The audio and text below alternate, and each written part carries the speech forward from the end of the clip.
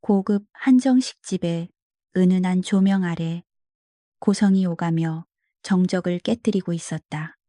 최무배 사단장은 이미 술에 거나하게 취해 붉게 달아오른 얼굴로 식탁을 내리치며 호탕하게 웃어댔다. 그의 맞은편에는 배가 나온 건설사 사장들이 비위를 맞추느라 연신 굽실거리며 아첨을 떨고 있었고, 그 광경은 마치 먹잇감을 앞에 둔 하이에나 떼처럼 혐오스러웠다. 구석에 서 있는 김이병은 바짝 얼어붙은 채 식은땀을 흘리고 있었는데, 사단장의 폭언이 언제 자신에게 날아올지 몰라 두려움에 떨고 있었다. 최 사단장은 젓가락으로 김이병의 군복 상의를 툭툭 건드리며 비릿한 미소를 지었다. 그는 입에 든 음식을 씹으며 튀기는 침과 함께 모욕적인 언사를 쏟아내기 시작했는데, 야, 너희 부모는 너 군대 보낼 때 교육 안 시켰냐? 술 따르는 폼이 왜 그 모양이야? 라고 소리쳤다. 건설사 사장들은 그 말이 김이병의 주먹은 바지춤 옆에서 하얗게 질릴 정도로 꽉 쥐어져 있었다. 김이병은 입술을 깨물며 치밀어 오르는 수치심을 억눌러야만 했다. 그는 국가를 지키기 위해 입대했지. 술 취한 지휘관의 시중을 들고 인격적인 모독을 당하기 위해 군복을 입은 것이 아니었다. 하지만 계급이라는 절대적인 위계질서 속에서 일개병사가 할 수 있는 일은 아무것도 없었고, 그저 죄송합니다, 시정하겠습니다 라는 앵무새 같은 답변만. 그의 눈가에는 억울함으로 인한 물기가 맺혔지만 최 사단장은 그 모습조차 즐기는 듯했다. 식당의 다른 테이블 손님들은 힐끔거리며 눈살을 찌푸렸지만 감히 별 2개가 달린 군모가 놓인 테이블에 항의할 용기를 내지 못했다. 대한민국 사회에서 고위 장교의 권위는 여전히 막강했고, 특히 전방 지역에서 사단장의 위세는 왕이나 다름없었기 때문이다. 종업원들조차 혹시라도 불똥이 튈까봐 숨을 죽이며 서빙을 했고, 이 공간은 최무배라는 폭군이 지배하는 작은 왕국처럼 변해버렸다. 오직 한 사람, 구석자리에 등산복 차림 사내만이 예외였다. 허름한 등산복에 낡은 배낭을 옆에 둔 중년의 사내는 덥수룩한 수염과 정리되지 않은 머리카락 때문에 마치 노숙자나 산에서 내려온 기인처럼 보였지만, 숟가락을 움직이는 그의 손놀림은 기이할 정도로 침착하고 절도가 있었다.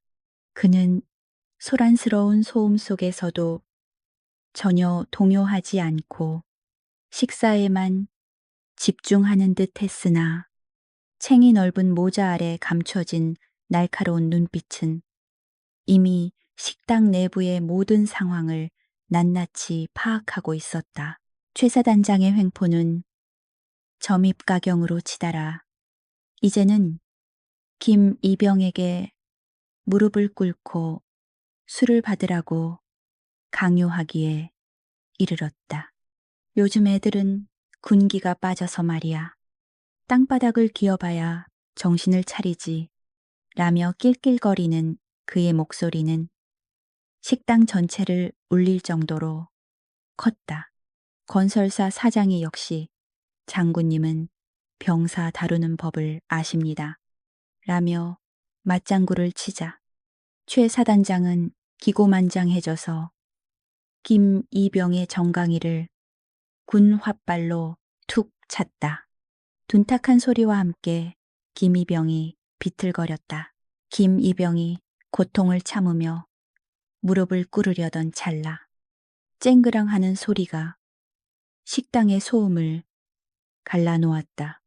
구석자리에 앉아있던 등산복 사내가 물잔을 내려놓은 소리였는데 이상하게도 그 작은 소음이 사람들의 신경을 긁는 날카로운 파동을 만들어냈다.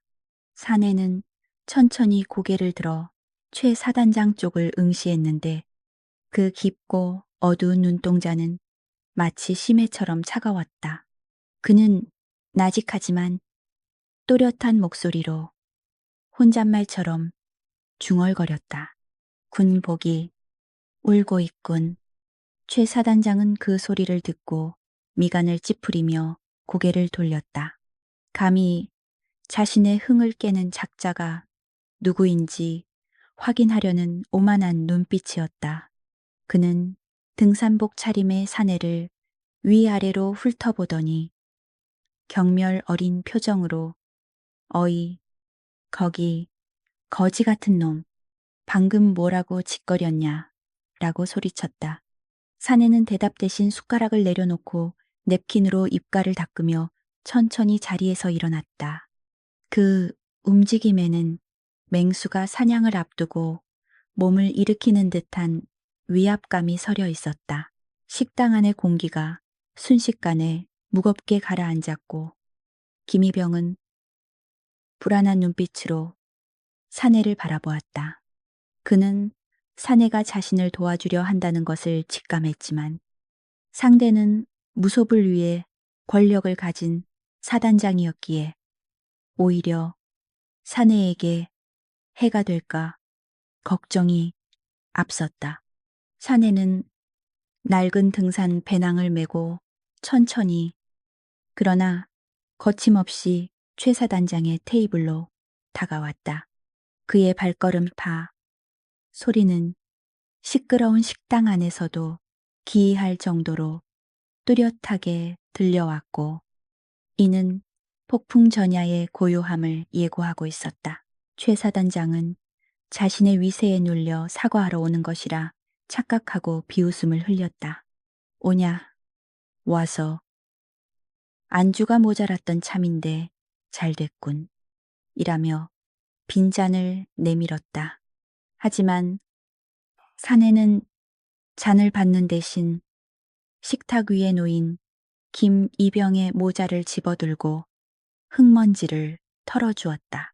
그리고는 최 사단장을 똑바로 응시하며 차가운 목소리로 말했다. 술은 내 놈이 따라라. 국가에 대한 예의로서 최 사단장의 얼굴은 순식간에 붉은색에서 검붉은색으로 변해갔고 혈관이 터질 듯 꿈틀거렸다. 감히 일개 민간인, 그것도 노숙자 행색을 한 자가 별 2개가 달린 자신에게 훈계를 한다는 사실을 받아들이지 못해 숨을 헐떡였다. 뭐라고 내 놈이 지금 제정신이냐. 당장 이 새끼 끌어내라고 고래고래 소리를 질렀지만 사내는 꿈쩍도 하지 않았다. 오히려 그는 김이병의 어깨를 토닥이며 무언가 안심시키는 듯한 눈빛을 보냈고 그 침착함은 최 사단장의 분노에 기름을 부었다. 분위기가 험악해지자 겁에 질린 김이병은 들고 있던 술병이 기울어지면서 붉은 포도주가 최 사단장의 잘 다려진 군복 바지 위로 콸콸 쏟아졌는데 그 순간 식당 안의 모든 시간이 멈춘 듯 정적이 흘렀다. 아, 아닙니다, 사단장님. 제가 닦겠습니다. 라며 김이병이 바닥에 엎드려 이미 엎질러진 물이었고 최 사단장의 눈은 이성을 잃은 야수처럼 뒤집혀 있었다. 이 멍청한 새끼가 기어이라는 외마디 비명과 함께 짝소리가 났고 김이병은 힘없이 바닥으로 나뒹굴었다. 최 사단장은 그것으로도 분이 풀리지 않았는지 식탁 위에 있던 묵직한 위스키 병을 집어들고 거꾸로 쥐었다. 살기가 등등한 눈빛으로 바닥에 쓰러진 병사를 내려다보며 너 같은 고문관은 군대에 필요 없다. 오늘 여기서 교육 좀 다시 받아야겠구나. 라고 중얼거렸다. 건설사 사장들은 말리기는커녕 입을 다물고 시선을 피하며 방관했다. 위스키 병이 공기를 가르며 김이병의 머리를 향해 내려꽂히는 절체절명의 순간 어디선가 날카로운 파열음이 들려왔다. 파창하는 소리와 함께 최 사단장의 손에 들려있던 두꺼운 유리병이 산산조각나며 파편이 사방으로 튀었고 병목만 남은 채 허공에 멈춰섰다. 최 사단장은 얼떨떨한 표정으로 자신의 빈손과 바닥에 흩어진 유리 조각들을 번갈아 쳐다보았는데 손등에는 가느다란 핏방울이 맺혀 흐르고 있었다. 모든 시선이 소리가 날아온 방향인 등산복 사내에게로 쏠렸는데 그의 손에는 젓가락 한 짝이 사라지고 없었다. 사내는 남은 젓가락 하나를 테이블 위에 천천히 내려놓으며 마치 아무 일도 없었다는 듯 태연하게 입을 열었다. 그만해라. 술주정이 지나치면 취해지는 법이다. 그의 목소리는 낮았지만 뼛속까지 파고드는 위압감이 서려 있었고 그제야 사람들은 방금 날아온 물체가 젓가락이었다는 사실을 깨닫고 최 사단장은 충격에서 벗어나자마자 수치심과 분노로 온몸을 부들부들 떨며 사내를 향해 삿대질을 해댔다. 내 놈이 감히 대한민국 장군의 몸에 손을 대. 이거 특수공무집행 방해의 살인 미수야 라고 고함을 질렀다. 하지만 사내는 코웃음을 치며 천천히 걸음을 옮겼는데 장군 부하를 폭행하고 민간인에게 행패 부리는 게 장군인가?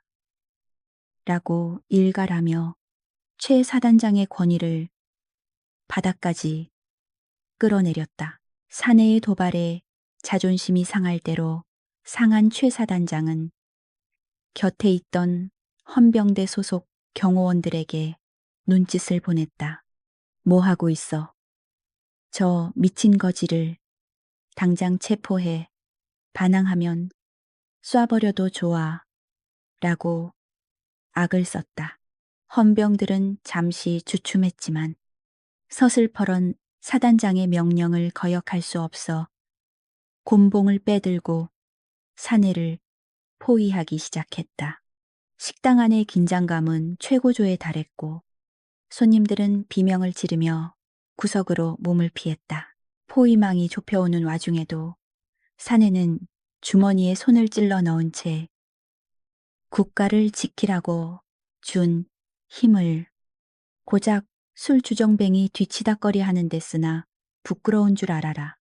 그의 일침은 젊은 헌병들의 가슴을 찔렀지만 계급사회의 군대에서 그들이 할 수 있는 선택은 없었다. 헌병 중 한 명이 죄송합니다. 명령입니다. 라고 작게 속삭이며 곤봉을 휘두르며 달려들었다. 김이병은 비틀거리며 일어나 아저씨, 도망치세요. 이 사람들은 진짜로 때립니다. 라고 절규하며 사내의 앞을 막아서려 했다. 하지만 사내는 부드러운 손길로 김이병을 걱정 마라. 꼬마야, 어른이 싼 똥은 어른이 치워야지. 라고 안심시켰다. 그의 눈빛은 더 이상 동네 아저씨의 것이 아니었고 수많은 전장을 누비며 생사를 넘나들었던 전사의 본능이 깨어나고 있었다. 최 사단장은 뒤로 물러서서 팔짱을 끼고 이 상황을 즐기듯 관망하며 비열한 웃음을 흘렸다. 그래, 짓밟아라. 주제를 모르는 놈은 매가 약이지. 오늘 아주 본보기를 보여주마. 라며 건설사 사장들과 킬킬거렸다. 그는 꿈에도 몰랐다. 자신이 지금 건드린 거지가 한때 적진 한복판에서 단신으로 작전을 수행하며 적군을 공포에 떨게 했던 군 내부에서도 전설로 통하는 인간 병기였다는 사실을 헌병들이 곤봉을 치켜들고 달려들었지만 그들의 눈빛에는 망설임이 가득했다. 사단장의 불합리한 명령이라는 것을 알면서도 복종해야 하는 군인의 비애가 서려 있었기 때문이다. 강무혁은 그들의 곤봉이 허공을 가르는 궤적을 빤히 쳐다보며 마치 산책 나온 사람처럼 가볍게 몸을 들어 공격을 피했다. 둔탁한 파열음이 테이블 모서리를 강타하며 나무 조각이 튀어올랐고 손님들은 비명을 지르며 식당 구석으로 황급히 몸을 숨겼다. 소라는 걷잡을 수 없이 커져만 갔다. 김이병은 자신의 안위 따위는 잊은 채 반사적으로 가장 가까운 헌병의 허리춤을 부여잡고 매달렸다. 하지 마십시오. 이분은 아무 잘못도 없지 않습니까? 라며 절규하는 그의 목소리는 공포에 질려 갈라져 있었다.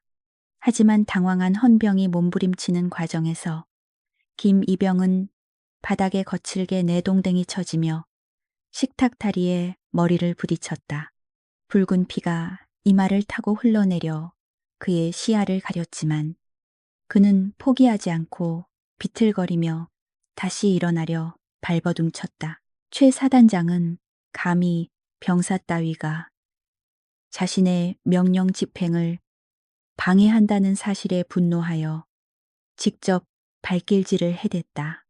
이 빠진 새끼가 어디서 감히 하극상이냐 라며 억하는 소리와 함께 병사는 고통스럽게 몸을 웅크렸다. 건설사 사장들은 그 잔혹한 광경을 보며 혀를 차거나 외면했지만 그 누구도 말리려 들지 않았다. 폭력은 정당화될 수 없었지만 권력 앞에서는 침묵이 금이라는 비겁한 생존 본능이 그들을 지배하고 있었다. 김이병을 짓밟은 최 사단장은 거친 숨을 몰아쉬며 강무혁에게 다가가 경멸 어린 시선을 보냈다. 그는 입안에 고인 침을 모아 강무혁의 낡은 등산복 위에 노하고 뱉으며 꼴에 정의의 사도라도 된 줄 아나 본데 너 같은 사회 부적응자들은 매가 약이다 라고 이죽거렸다. 그의 눈에는 인간에 대한 최소한의 예의나 존중은 찾아볼 수 없었고 오직 자신의 지위를 과시하려는 추악한 욕망만이 이글거리고 있었다. 내 군화보다 더러운 인생을 사는 주제에 감히 장군을 가르치려 들어 최 사단장의 모욕적인 언사는 멈출 줄 몰랐고 헌병들에게 다시금 공격 명령을 내렸다. 강무혁은 옷에 묻은 침을 무심하게 손으로 닦아내며 바닥에 쓰러져 신음하는 김이병을 슬픈 눈으로 바라보았다. 그의 표정에는 분노를 넘어선 서늘한 살기가 감돌기 시작했고 그 미세한 변화를 눈치챈 것은 강무혁은 더 이상 참을 이유가 없다고 판단하고 깊은 한숨을 내쉬었다. 군인의 명예를 더럽히는 건 적군이 아니라 바로 너 같은 내부의 적이다. 라는 그의 낮고 굵은 목소리가 식당 안을 울렸다. 그 순간 주변의 공기가 급격히 차가워지며 팽팽한 긴장감이 감돌았다. 최 사단장이 뭐라 대꾸하려 입을 여는 순간 강무혁의 신형은 이미 인간의 반응 속도를 넘어선 움직임으로 헌병들 사이를 파고들고 있었다. 김이병의 터진 입술에서 흐르는 선혈이 식당 바닥에 하얀 타일 위로 뚝뚝 떨어져 붉은 꽃을 피우고 있었는데 그 처참한 광경은 강무혁의 뇌리 깊숙한 곳에 잠들어 있던 끔찍한 기억들을 강제로 끄집어냈다. 그는 수많은 전장에서 동료들의 피를 보았지만 적탄이 아닌 아군의 짓밟힘에 의해 흘러내린 이 피는 그 어떤 전투의 흔적보다도 더 비릿하고 역겨운 냄새를 풍기며 그의 후각을 자극했다. 무혁의 눈동자가 미세하게 수축되며 동공이 흔들리지 않고 고정되었는데 이는 그가 이성을 잃은 것이 아니라 극도의 전투 집중 상태로 전환되고 있음을 의미하는 위험한 신호였다. 식당 내부의 공기가 순식간에 납덩이처럼 무겁게 가라앉아 숨쉬기조차 힘들어졌고 에어컨이 돌아가는 소리마저 멈춘 듯한 기이한 정적이 감돌았다. 술에 취해 떠들썩하던 건설사 사장들은 영문도 모른 채 등골을 타고 오르는 서늘한 한기에 몸을 떨며 입을 다물었고 본능적으로 이 공간에 인간이 아닌 포식자가 존재함을 감지했다. 그것은 훈련된 살인 기계만이 뿜어낼 수 있는 짙은 살기였으며 강무혁을 중심으로 반경 수미터 내의 온도가 급격히 떨어지는 듯한 착각을 불러일으킬 정도로 강렬하고 압도적인 기세였다. 강무혁은 아주 천천히 마치 슬로모션처럼 자리에서 일어났는데 그 움직임에는 불필요한 근육의 떨림이 전혀 없었고 관절이 움직이는 소리조차 들리지 않을 정도로 은밀했다. 그는 최 사단장이 뱉은 침으로 얼룩진 등산복 상의를 손으로 툭툭 털어내며 그 더러운 흔적이 자신의 존엄성에는 흠집 하나 내지 못했다는 듯 무심한 표정을 지었다. 옷은 빨면 그만이지만 썩어버린 영혼은 무엇으로 씻어낼 텐가 라고 나직하게 읊조리는 그의 목소리는 성난 파도보다 더 무섭게 좌중을 압도하며 고막을 파고들었다. 최무배 사단장은 그 말에 흠칫 놀라 뒷걸음질 쳤지만 곧바로 자신의 지위와 권력이 주는 허상 뒤로 숨으며 비틀린 자존심을 세웠다.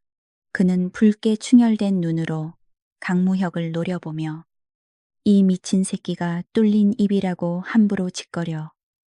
야, 뭐 하고 있어? 저놈 아가리를 찢어놔 라고 악을 쓰며 헌병들을 다그쳤다. 그의 고함 소리는 공포를 감추기 위한 발악에 가까웠고 제복을 입은 장군으로서의 품위는 이미 시궁창에 처박힌 지 오래였으나 그는 여전히 자신이 이 상황을 통제하고 있다고 착각하고 있었다. 명령을 받은 헌병들은 곤봉을 고쳐주며 강무혁을 향해 포위망을 좁혀왔지만 그들의 발걸음은 납처럼 무거웠고 그들은 본능적으로 눈앞에 허름한 사내가 단순히 힘센 민간인이 아니라는 것을 느꼈고 마치 거대한 맹수, 우리의 맨몸으로 던져진 듯한 원초적인 공포를 경험하고 있었다. 한 헌병이 용기를 내어 저항하지 마십시오. 더 다치기 싫으면 바닥에 엎드려 라고 소리쳤지만 그 목소리는 염소 울음소리처럼 가늘게 떨려 위협이 되기는커녕 애원처럼 들릴 뿐이었다. 강무혁은 헌병들의 경고를 무시한 채 바닥에 쓰러져 고통스러워하는 김이병에게 시선을 고정하며 깊은 연민과 분노가 뒤섞인 한숨을 내쉬었다. 군인은 국민과 약자를 지키기 위해 존재하는 칼이다. 하지만 그 칼끝이 주인을 향할 때 그건 더 이상 군인이 아니라 흉기를 든 강도일 뿐이지. 그의 말은 헌병들의 가슴에 비수처럼 꽂혔고 그들 중 몇몇은 부끄러움에 고개를 떨구었으나 최 사단장의 서슬퍼런 눈초리에 다시금 곤봉을 들어 올릴 수밖에 없는 비극적인 상황이 연출되었다. 이제 더 이상의 대화는 무의미해졌고 오직 힘과 힘이 부딪히는 원초적인 폭력만이 이 사태를 해결할 수 있는 유일한 언어가 되어버렸다. 강무혁은 양발을 어깨 너비로 벌리고 무게중심을 낮추며 수십 년간 몸에 익은 실전 격투술인 크라브마가의 기본 자세를 취했다. 그의 근육들은 폭발적인 힘을 낼 준비를 마치고 팽팽하게 긴장되었으며 헐렁한 등산복 아래 감춰진 강철 같은 육체가 서서히 그 위용을 드러내기 시작했다. 최 사단장은 강무혁의 자세를 보고 비웃음을 터뜨리며 꼴값 떨고 있네. 무술 영화라도 너무 많이 본 거 아니냐. 그냥 밟아버려. 라고 소리치며 마지막 인내심을 시험했다. 그 말이 떨어지기가 무섭게 가장 덩치가 큰 헌병이 기합 소리와 함께 곤봉을 크게 휘두르며 강무혁의 머리를 향해 쇄도했다. 그것은 망설임 없는 일격이었으나 강무혁의 눈에는 그 궤적이 마치 물속에서 움직이는 것처럼 느리게 보였고 이미 그의 머릿속에서는 상대를 제압하는 수십 가지의 시나리오가 파노라마처럼 스쳐 지나갔다. 강무혁은 상체를 살짝 틀어 곤봉을 깻잎 한 장 차이로 피함과 동시에 번개 같은 속도로 파고들어 상대의 손목을 낚아채는 기민함을 보였다. 우뚝하는 섬뜩한 파열음과 함께 헌병의 손목이 기이한 각도로 꺾였고 곤봉은 허무하게 바닥으로 떨어졌다. 이것은 단순한 싸움이 아니라 일방적인 교육이자 처형의 시작이었으며 강무혁은 오늘 이 자리에서 썩어빠진 군대의 환부를 도려내기로 결심했다. 선두에 섰던 헌병이 기합 소리와 함께 곤봉을 휘두르자 강무혁은 마치 유령처럼 품으로 파고들며 상대의 팔꿈치를 역관절 방향으로 꺾어버렸다. 우지끈하는 끔찍한 파열음과 함께 강무혁의 표정에는 티끌만한 동요도 없었다. 그는 고통에 몸부림치는 헌병을 인간 방패 삼아 뒤이어 달려드는 두 번째 헌병의 공격을 막아냈고 그 동작은 물 흐르듯 자연스러워 마치 미리 짜인 합을 보는 듯했다. 동료가 방패막이가 되어 주춤하는 사이 강무혁은 지체 없이 로우킥을 날려 두 번째 헌병의 무릎 관절을 정확하게 가격했다. 뼈가 으스러지는 소리와 함께 거구의 사내가 종이 인형처럼 맥없이 고꾸라졌고 바닥을 구르며 신음조차 제대로 내지 못했다. 순식간에 두 명을 제압한 강무혁은 숨을 고를 새도 없이 남은 두 명을 향해 시선을 돌렸는데 그 눈빛은 먹잇감을 노리는 맹수의 그것보다 훨씬 더 차갑고 잔혹하게 빛나고 있었다. 남은 헌병들은 동료들이 처참하게 당하는 모습을 보고 공포에 질려 뒷걸음질 쳤지만 강무혁은 그들에게 도망칠 기회조차 주지 않고 순식간에 거리를 좁혀 들어갔다. 그는 세 번째 헌병이 휘두르는 주먹을 가볍게 고개만 까닥여 흘려보내며 명치를 가격했고 동시에 손날로 목을대를 쳐서 호흡을 끊어놓았다. 단 한 번의 타격으로 헌병은 눈이 뒤집히며 거품을 물고 쓰러졌는데 이는 급소만을 노려 최소한의 힘으로 상대를 무력화시키는 특수부대 살상 무술의 정수였다. 마지막 남은 헌병은 다리가 풀려 주저앉을 뻔했으나 사단장이 보고 있다는 공포심에 억지로 곤봉을 치켜들고 괴성을 지르며 돌진했다.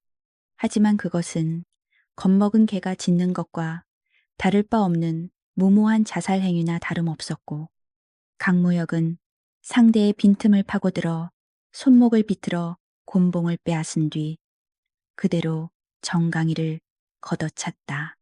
퍽 하는 둔탁한 소리와 함께 마지막 헌병마저 바닥에 나뒹굴었고 식당 안은 순식간에 아수라장이 되어버렸다. 4명의 건장한 헌병이 바닥에 쓰러져 신음하는데 걸린 시간은 고작 1분도 채 되지 않았고 강무혁은 옷매무새조차 흐트러지지 않은 채 그들 사이에 우뚝 서 있었다. 그의 호흡은 격렬한 움직임 후에도 믿을 수 없을 정도로 차분했고 이마에는 땀방울 하나 맺혀 있지 않았다. 그는 마치 가벼운 산책을 하다가 잠시 걸음을 멈춘 사람처럼 평온해 보였지만 그 주변에는 범접할 수 없는 살기가 아지랑이처럼 피어오르고 있었다. 최무배 사단장은 믿을 수 없는 광경에 입을 다물지 못한 채 손에 들고 있던 젓가락을 바닥에 떨어뜨리고 말았다. 그는 자신이 데리고 다니던 헌병들이 특급 전사라고 자부했지만 저 허름한 등산객 앞에서는 어린아이 손목 비틀기보다 쉽게 무너져 내렸다. 술 기운이 확 달아나며 등골이 오싹해지는 공포가 엄습했고 그는 비로소 자신이 건드려서는 안 될 존재를 건드렸다는 사실을 본능적으로 깨닫기 시작했다. 강무혁은 쓰러진 헌병들을 넘어 최 사단장을 향해 천천히 걸음을 옮겼는데 그 발걸음 소리가 마치 저승사자의 발자국 소리처럼 들려왔다. 식당 안의 모든 사람들이 숨을 죽이고 그를 지켜보았고 건설사 사장들은 책상 밑으로 숨거나 얼굴을 돌려 외면하기에 급급했다. 강무혁은 최 사단장의 코앞까지 다가가 멈춰 섰고 그 거대한 그림자가 사단장의 얼굴을 덮으며 네가 믿는 그 계급장이 실전 앞에서는 종이 조각보다 못하다는 걸 이제 알겠나. 강무혁의 목소리는 낮고 건조했지만 그 안에 담긴 경고는 묵직한 바위처럼 최 사단장의 가슴을 짓눌렀다. 최 사단장은 뭐라 반박하고 싶었지만 목구멍이 막힌 듯 소리가 나오지 않았고 다리가 후들거려 의자에 간신히 몸을 지탱하고 있었다. 그는 태어나서 처음으로 자신의 권위가 통하지 않는 압도적인 무력 앞에서 느끼는 원초적인 공포를 경험하고 있었다. 강무혁은 최 사단장의 공포에 질린 눈을 똑바로 응시하며 테이블 위에 놓인 냅킨을 한 장 뽑아 그 사소한 행동 하나하나가 최 사단장에게는 목을 조여오는 거대한 위협으로 다가왔고 그는 자신이 쥐고 있던 권력이 이 순간만큼은 아무런 소용이 없다는 무력감에 빠져들었다. 강무혁은 냅킨을 구겨 테이블 위에 던지며 이제 진짜 교육을 시작하지 라고 짧게 덧붙였다. 강무혁이 흐트러진 옷 매무새를 다듬는 과정에서 찢어진 소매 사이로 울퉁불퉁한 흉터들이 드러났다. 그 수많은 상처들 사이에 새겨진 검붉은 문신은 일반적인 부대 마크가 아니었는데 해골과 단검이 교차된 기이하고 섬뜩한 형상이었다. 최무배 사단장의 시선이 그 문신에 꽂히는 순간 술에 취해 흐릿했던 그의 동공이 지진이라도 난 듯 격렬하게 흔들리며 초점을 찾기 시작했다.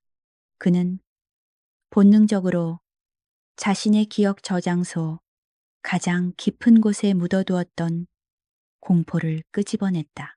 최 사단장은 숨을 들이켜며 뒷걸음질 쳤는데 저 문양은 군 생활 30년 동안 극비 문서에서나 볼 수 있었던 국군정보사령부 산하비밀부대 고스트의 상징이었기 때문이다. 존재하지만 공식적으로는 존재하지 않는 유령부대. 그리고 그곳을 지휘했던 전설적인 인물 강무역 준장. 그는 최연소 장군 진급 후 호련히 사라진 인간 병기이자 적군에게는 악몽 그 자체로 불리던 인물이었다. 설마 저 노숙자 같은 사내가 그 전설 속의 인물일 리 없다고 필사적으로 부정하고 싶었지만 덥수룩한 수염 아래 감춰진 서늘한 눈빛은 사진 속의 괴물과 소름 끼치도록 똑같았다. 최 사단장의 다리가 재봉틀처럼 떨리기 시작했고 등골을 타고 식은땀이 비 오듯 흘러내려 군복을 적셨다. 자신이 건드린 건 단순한 민간인이 아니라 국가가 가장 위급할 때만 사용하는 핵폭탄 스위치를 누른 것이나 다름없었다. 강무역은 사색이 된 최 사단장을 무시한 채 배낭 안쪽 깊숙한 곳에서 투박한 물건을 꺼내들었다. 헌병들은 무기인 줄 알고 움찔했으나 그것은 일반 스마트폰이 아닌 두툼한 안테나가 달린 군용 비화기 미화기였다. 도청이 불가능하고 전시 상황에서도 국방부 장관이나 대통령 한라인과 직통으로 연결되는 그 물건의 등장은 최 사단장에게 있어 사형 선고나 다름없었다. 이제 돌이킬 수 있는 길은 완전히 사라졌다. 뚜 기계적인 연결음이 적막한 식당 안을 가득 채우자 최 사단장은 입술이 파르르 떨려 아무 말도 할 수 없었다. 강무혁은 익숙한 손놀림으로 단축번호 1번을 누른 뒤 스피커폰 버튼을 켰는데 그 짧은 신호음이 울리는 시간이 최 사단장에게는 영겁의 시간처럼 느껴졌다. 누구든 지금 이 상황에서 자신을 구원해줄 사람은 없었고 오히려 지옥문이 열리는 소리처럼 들릴 뿐이었다. 강 선배, 이 늦은 시간에 웬일이십니까? 스피커폰 너머로 들려온 중후하고 위험 있는 목소리는 대한민국 국방부 장관 한명석이었다. 최 사단장은 그 목소리를 듣자마자 심장이 핥는 듯한 충격을 받고 바닥에 주저앉았다. 장관이 극존칭을 쓰며 선배라고 부르는 인물. 자신의 눈앞에 있는 이 남자는 군 서열을 초월한 살아있는 신화 그 자체라는 사실이 명백하게 증명되는 순간이었다. 강무혁은 무덤덤한 목소리로 한 장관, 자네 산하에 쓰레기가 하나 있어서 내가 좀 치우려고 하는데 절차상 보고는 해야 할 것 같아서 전화했다. 라고 말했다. 그 무심한 어투는 최 사단장의 고막을 찢어 놓을 듯 날카롭게 파고들었고 그는 공포를 이기지 못해 바지 가랑이를 축축하게 적시며 추태를 보이고 말았다. 천하를 호령하던 사단장의 위엄은 오줌 지린내와 함께 증발해 버렸다. 전화기 너머에서 한 장관의 당황한 기색이 쓰레기라니요. 어떤 미친놈이 감히 선배님 심기를 건드렸습니까? 당장 헌병대와 감찰팀을 급파하겠습니다. 위치만 말씀해 주십시오. 장관의 목소리에는 서리빨 같은 분노가 서려 있었고 강무혁은 피식 웃으며 최 사단장을 내려다보았다. 이미 내가 교육 중이다. 뒷수습이나 준비해. 그는 짧게 통화를 마치고 전화기를 다시 배낭에 집어넣었다. 통화가 끊어지고 무전기에서 들려오던 뚝 하는 기계음만이 정적을 메우고 있었지만 최무배 사단장의 귓가에는 방금 들은 국방부 장관의 목소리가 환청처럼 맴돌고 있었다. 대한민국 군 통수권의 정점에 있는 장관이 사적인 자리에서조차 선배라고 깍듯이 예우하는 존재. 그것은 강무혁이 단순한 예비역 장성을 넘어선 살아있는 신화임을 증명하는 것이었다. 식당 안의 공기는 마치 진공 상태가 된 것처럼 숨막히게 조용했고 상황 파악이 끝난 건설사 사장들은 쥐구멍이라도 찾고 싶은 심정으로 고개를 푹 숙인 채 눈동자만 굴리고 있었다. 최 사단장은 머릿속이 하얗게 변하며 다리에 힘이 풀려 그 자리에 주저앉고 말았는데 그의 눈앞에 서 있는 낡은 등산복 차림의 사내는 더 이상 노숙자가 아닌 거대한 산처럼 느껴졌다. 그는 과거 합참작전본부에서 근무할 때 얼핏 들었던 1급 기밀, 그림자 부대의 지휘관이자 단신으로 적진을 초토화시켰다는 전설적인 인물 강무혁 준장의 실체를 자신이 감히 그런 인물에게 침을 뱉고 욕설을 퍼부었다는 사실은 공포를 넘어선 절망으로 다가왔고 그의 심장은 터질 듯이 요동치기 시작했다. 등골을 타고 흐르는 식은땀이 잘 다려진 군복 속옷을 흥건하게 적셨고 술기운은 온데간데 없이 사라져 머릿속은 시체처럼 차갑게 식어버렸다. 최 사단장은 바닥에 흩어진 깨진 술병 조각들을 멍하니 바라보며 만약 강무혁이 마음만 먹었다면 자신의 목숨은 저 유리 조각처럼 산산조각 났을 것이라는 섬뜩한 상상에 몸서리쳤다.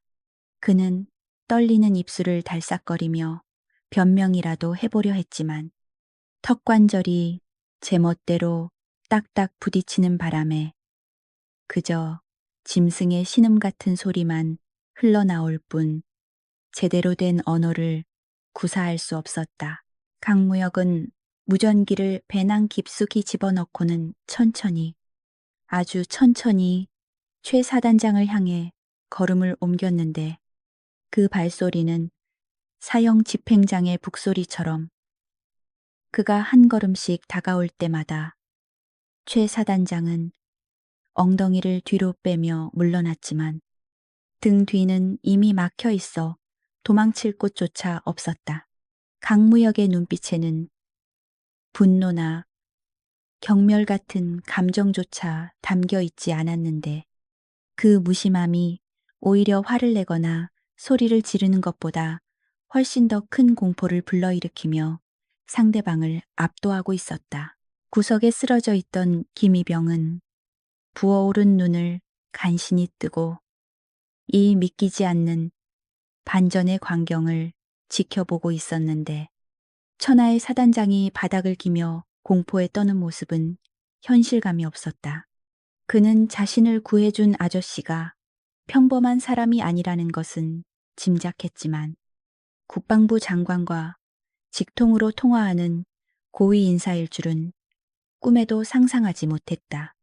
김이병의 가슴속에서는 억울함과 고통 대신 알 수 없는 뜨거운 무언가가 벅차올랐고 정의가 살아있다는 안도감에 최 사단장의 코앞까지 다가온 강무혁은 허리를 굽혀 시선을 맞췄는데 그 순간 최 사단장은 맹수 앞에 놓인 초식 동물처럼 본능적인 생명의 위협을 느끼며 숨을 멈췄다. 자네가 달고 있는 그 별 2개, 나라 지키라고 달아준 것이지 약자 짓밟으라고 달아준 게 아니다. 강무혁의 목소리는 낮고 차분했지만 그 안에 담긴 기백은 태산처럼 무거워 최 사단장의 어깨를 짓누르는 듯했다. 그는 감히 강무혁의 눈을 똑바로 쳐다보지도 못한 채 바닥만 응시하며 벌벌 떨었다. 최 사단장은 지푸라기라도 잡는 심정으로선 선배님, 제가 실수를 한 번만 용서해 주십시오. 저도 청와대에 아는 분이 라고 횡설수설하며 인맥을 들먹이려 했다. 하지만 그 말이 끝나기도 전에 강무혁의 싸늘한 비웃음이 돌아왔다. 청와대. 지금 자네를 구원할 수 있는 건 대통령 할아버지가 와도 불가능하다. 군인의 명예를 팔아먹은 대가는 오로지 처절한 몰락뿐이라는 걸 똑똑히 기억해라. 강무혁의 일침은 최 사단장의 마지막 희망마저 무자비하게 짓밟아 버렸다. 이제 말로 하는 훈계의 시간은 끝났고 강무혁은 행동으로 보여줄 참 교육을 준비하며 거친 손으로 장갑을 고쳐 꼈다. 그는 쓰러진 헌병들을 곁눈질로 가리키며 부하들이 잘못된 길을 가면 지휘관이 바로잡아야 하는데 지휘관이 썩었으니 부하들도 개고생을 하는군 이라고 혀를 찼다. 그리고는 다시 최 사단장을 내려다보며 일어서라. 군인답게 최후를 맞이하고 싶다면 비굴하게 기지 말고 2발로 서서 내 죄를 마주해라. 라고 명령했다. 그것은 거부할 수 없는 절대자의 선고였다.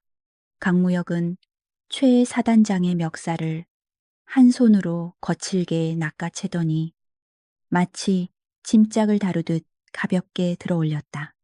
100kg이 넘는 거구가 허공에 대롱대롱 매달리자 최 사단장은 숨이 막혀 쉬쉬거리며 발버둥 쳤지만 강무혁의 팔은 강철 기둥처럼 꿈쩍도 하지 않았다. 그것은 단순한 완력이 아니라 수십 년간 극한의 훈련으로 다져진 인체 역학의 결정체였으며 보는 이들로 하여금 경외감마저 들게 하는 압도적인 힘의 차이였다. 네가 짓밟은 건 일개 병사가 아니라 이 나라를 지탱하는 가장 소중한 주춧돌이다.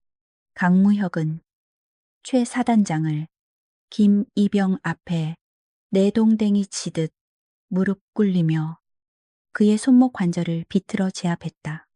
뼈가 어긋나는 듯한 극심한 고통에 그토록 거만했던 고개는 이제 갓 입대한 이등병의 전투화 앞에서 처참하게 구겨지고 말았다. 이것은 계급장이 아닌 인간으로서의 존엄을 건 심판이었다. 김이병은 자신의 발밑에 엎드린 사단장의 모습을 보며 어쩔 줄 몰라 당황했지만 강무혁은 단호한 눈빛으로 그를 안심시켰다. 똑바로 봐라. 부하를 아끼지 않는 지휘관은 적군보다 못한 쓰레기일 뿐이다.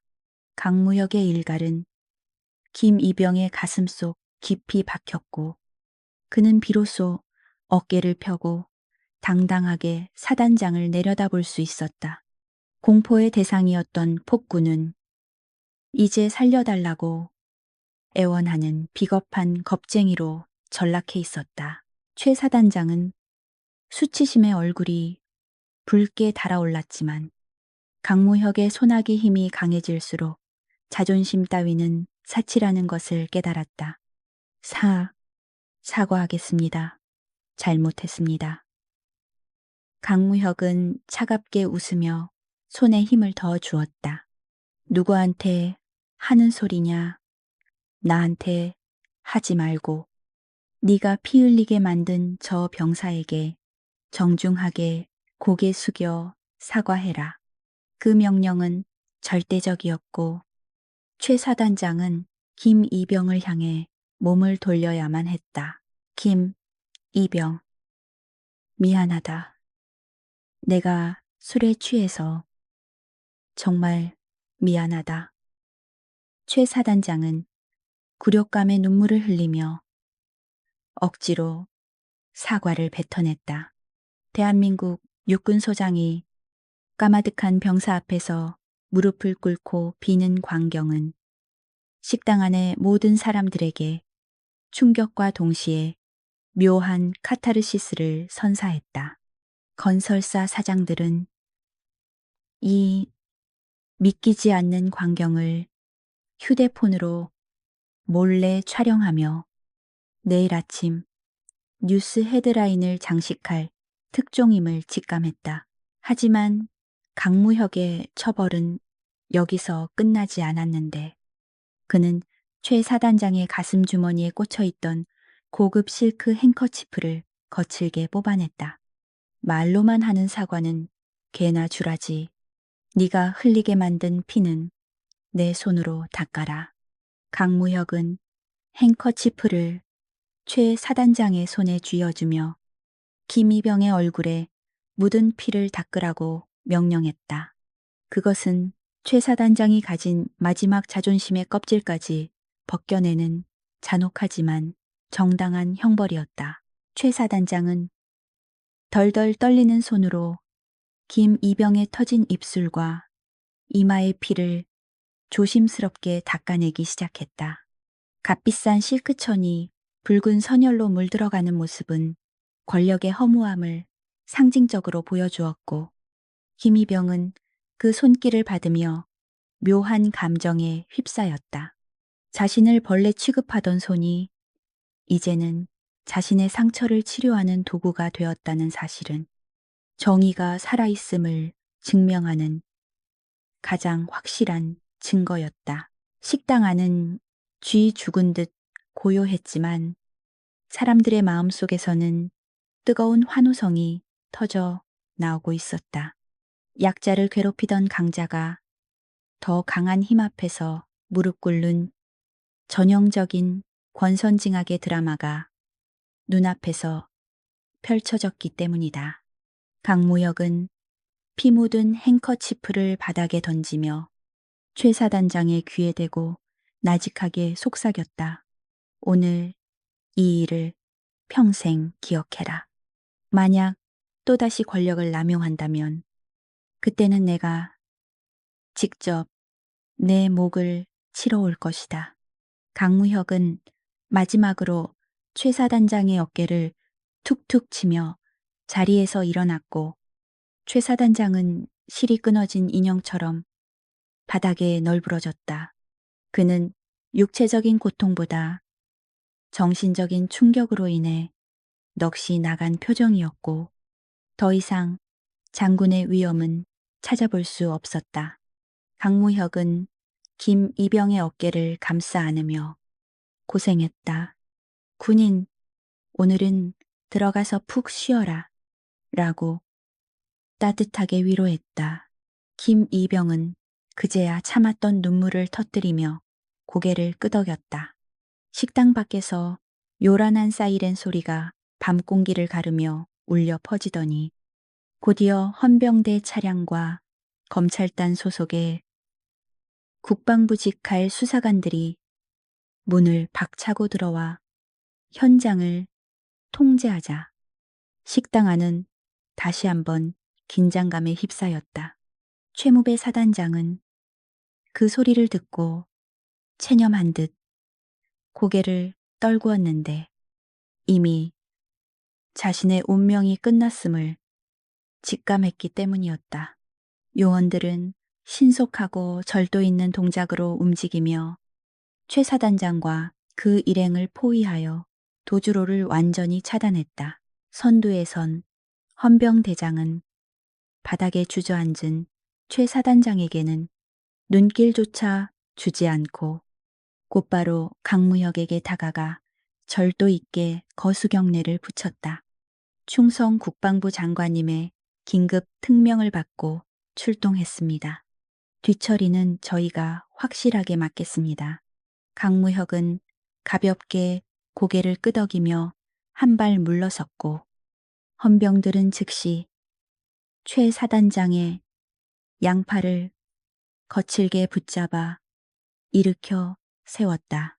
그의 손목에는 차가운 은팔찌가 채워졌고 어깨 계급장은 수사관의 손에 의해 무참히 뜯겨나갔다. 상황이 급변하자 구석에 숨어 눈치만 보던 건설사 사장들은 쥐새끼처럼 도망치려 했지만 이미 모든 출입구는 봉쇄된 상태였다. 검찰 수사관들이 그들의 앞을 가로막으며 뇌물공여 및 군사기밀 유출 혐의로 긴급 체포를 통보했다. 우리 변호사 부를 거야.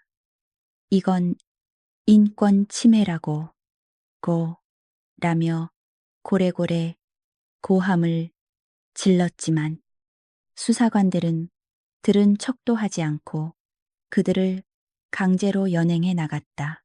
정의의 철퇴는 악의 무리 전체를 겨냥하고 있었고 자비란 없었다. 최 사단장은 헌병들에게 개처럼 끌려나가면서도 강무혁 쪽을 힐끔거리며 공포와 후회가 뒤섞인 눈빛을 보냈다.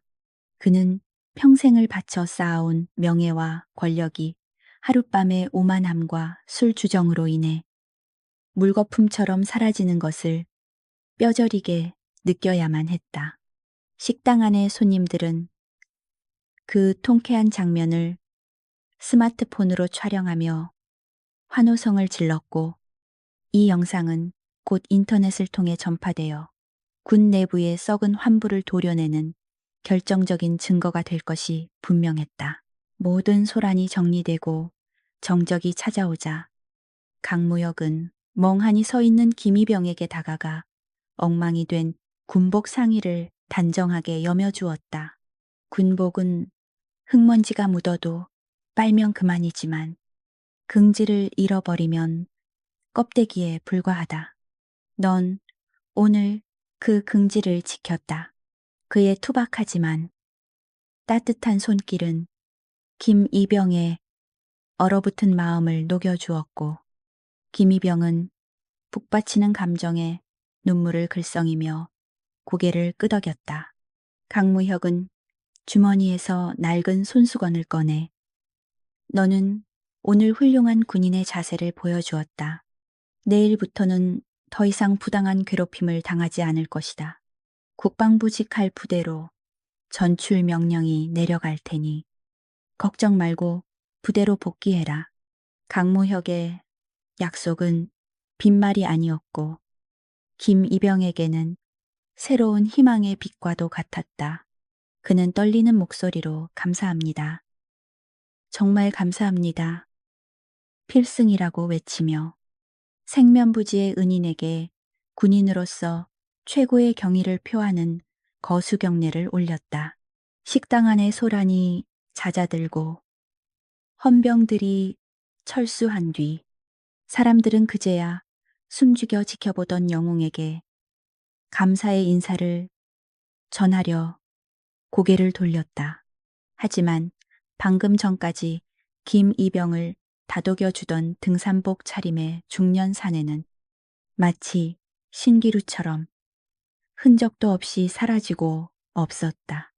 테이블 위에는 그가 먹던 국밥 그릇이 깨끗하게 비워져 있었고 그 옆에는 꼬깃꼬깃한 지폐 몇 장이 식대와 팁으로 가지런히 놓여 있을 뿐이었다. 그는 소란에 대한 책임마저 회피하지 않고 누구도 그가 언제 어떻게 밖으로 나갔는지 눈치채지 못했고 열려있는 뒷문으로 불어오는 차가운 밤바람만이 그의 부재를 알리고 있었다.